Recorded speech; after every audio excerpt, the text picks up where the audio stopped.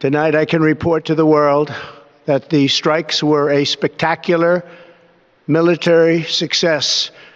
Iran's key nuclear enrichment facilities have been completely and totally obliterated. With all of that being said, this cannot continue. The United States military began major combat operations in Iran. Our objective is to defend the American people by eliminating imminent threats from the Iranian regime, a vicious group of very hard, terrible people. Now being reported after Iranian officials say an Israeli missile struck a girls' elementary school, killing 51 children and injuring another 60 people.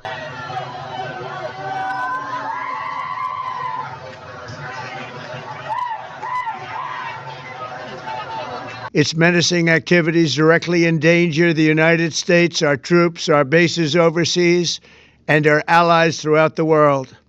For 47 years, the Iranian regime has chanted death to America and waged an unending campaign of bloodshed and mass murder, targeting the United States, our troops, and the innocent people in many, many countries. Among the regime's very first acts was to back a violent takeover of the U.S. Embassy in Tehran, holding dozens of American hostages for 444 days. In 1983, Iran's proxies carried out the Marine barracks bombing in Beirut that killed 241 American military personnel. In 2000, they knew and were probably involved with the attack on the USS Cole. Many died. Iranian forces killed and maimed hundreds of American service members in Iraq. The regime's proxies have continued to launch countless attacks against American forces stationed in the Middle East in recent years, as well as U.S. naval and commercial vessels in international shipping lanes. It's been mass terror, and we're not going to put up with it any longer. From Lebanon to Yemen and Syria to Iraq, the regime has armed, trained, and funded terrorist militias that have soaked the earth with blood and guts. And it was Iran's proxy, Hamas, that launched the monstrous October 7th attacks on Israel, slaughtering more than 1,000 innocent people, including 46 Americans, while taking 12 of our citizens hostage. It was brutal, something like the world has never seen before. Iran is the world's #1 state sponsor of terror and just recently killed tens of thousands of its own citizens on the street as they protested. It has always been the policy of the United States, in particular my administration, that this terrorist regime can never have a nuclear weapon. I'll say it again, they can never have a nuclear weapon.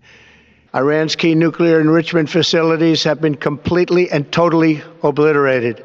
That is why in Operation Midnight Hammer last June, we obliterated the regime's nuclear program at Fordow, Natanz, and Isfahan.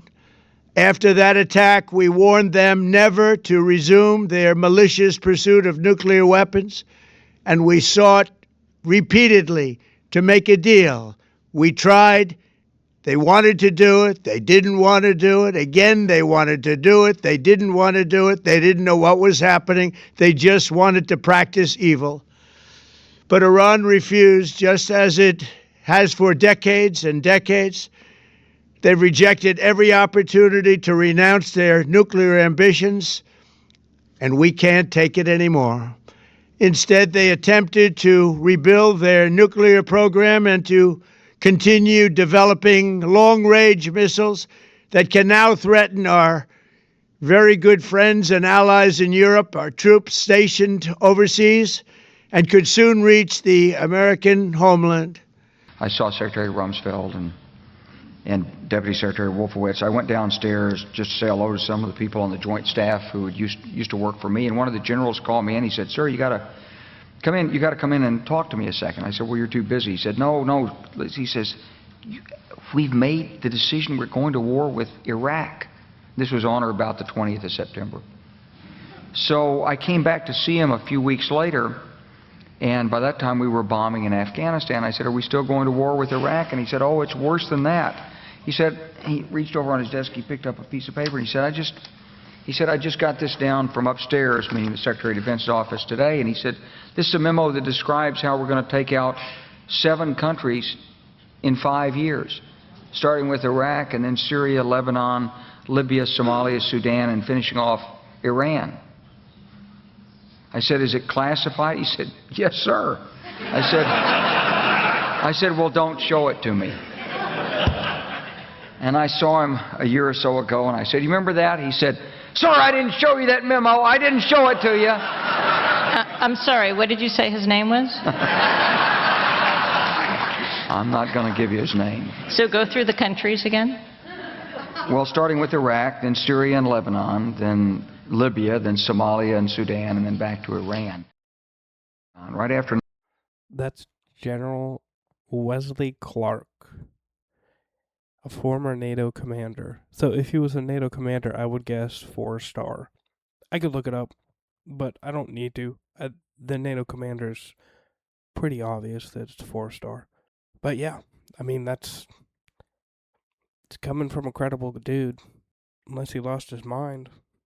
Just imagine how emboldened this regime would be if they ever had and actually were armed with nuclear weapons as a means to deliver their message. Tonight I can report to the world that the strikes were a spectacular military success. Iran's key nuclear enrichment facilities have been completely and totally obliterated.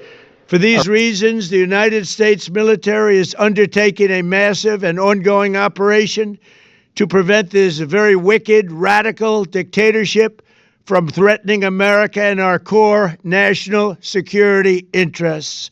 We are going to destroy their missiles and raise their missile industry to the ground. It will be totally, again, obliterated. We're going to annihilate their Navy. We're going to ensure that the region's terrorist proxies... I want to thank and congratulate Prime Minister Bibi Netanyahu. We worked as a team like perhaps no team has ever worked before. And we've gone a long way to erasing this horrible threat to Israel. Can no longer destabilize the region or the world and attack our forces and no longer use their IEDs or roadside bombs, as they are sometimes called, to so gravely wound and kill thousands and thousands of people, including many Americans. And we will ensure that Iran does not obtain a nuclear weapon. It's a very simple message. They will never have a nuclear weapon. This regime will soon learn that no one should challenge the strength and might of the United States Armed Forces. I built and rebuilt our military in my first administration, and there is no military on earth even close to its power, strength, or sophistication. My administration has taken every possible step to minimize the risk to U.S. personnel in the region. Even so, and I do not make this statement lightly, the Iranian regime seeks to kill. The lives of courageous American heroes may be lost, and we may have casualties. That often happens in war.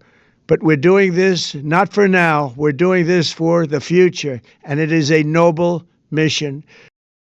We pray for every service member as they selflessly risk their lives to ensure that Americans and our children will never be threatened by a nuclear-armed Iran.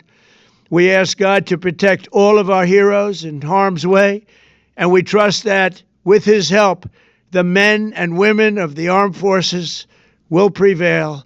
We have the greatest in the world, and they will prevail. To the members of the Islamic Revolutionary Guard, the armed forces, and all of the police, I say tonight that you must lay down your weapons and have complete immunity, or, in the alternative, face certain death.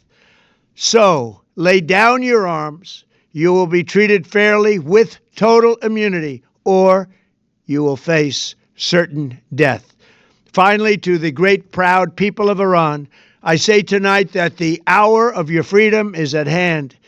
Stay sheltered, don't leave your home, It's very dangerous outside. Bombs will be dropping everywhere.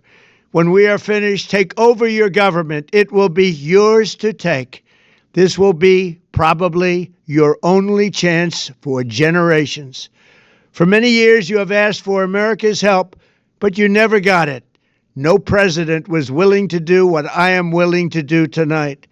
Now you have a president who is giving you what you want. So let's see how you respond. America is backing you with overwhelming strength and devastating force. Now is the time to seize control of your destiny and to unleash the prosperous and glorious future that is close within your reach. This is the moment for action. Do not let it pass. May God bless the brave men and women of America's armed forces. May God bless the United States of America. May God bless you all.